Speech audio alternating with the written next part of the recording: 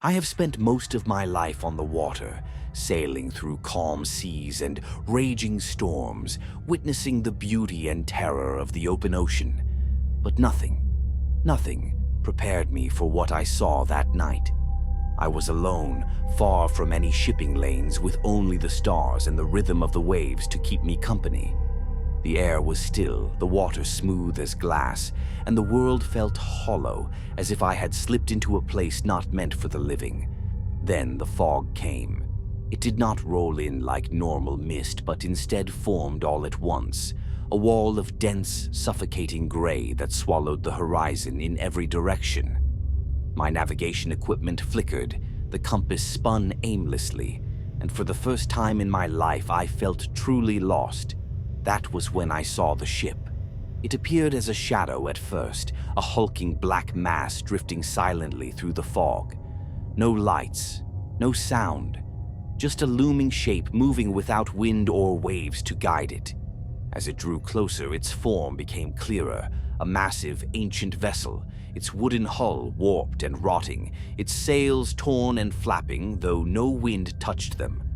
I had seen pictures of old merchant ships, the kind lost to storms centuries ago, but this one looked far older, its structure defying time itself. I should have turned my boat around, should have sailed as far and as fast as possible, but I didn't. I was frozen, staring as the ship passed eerily close to mine. That was when I noticed the name carved into its bow, the Mercy. The name meant nothing to me at first, just another lost ship drifting through legend. But the longer I stared at it, the more something in my mind screamed at me to remember, to recognize what I was seeing. And then I did. The Mercy had been lost over 200 years ago, vanishing without a trace in these very waters. No wreckage was ever found, no survivors. Just rumors and whispers among sailors, stories of a ship cursed to wander forever, crewed by the damned.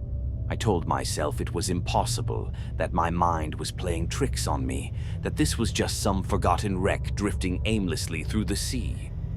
But then I saw them. Figures lined the deck, motionless, watching.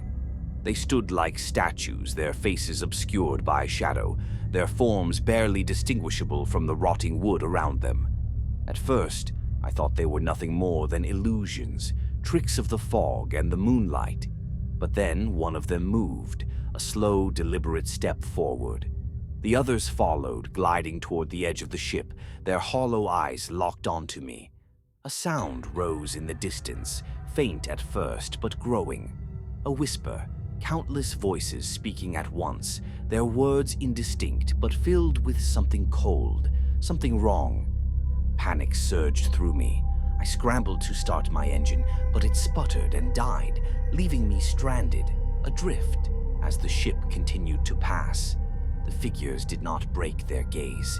They only watched, their whispering growing louder, a rising chorus of something I could not understand.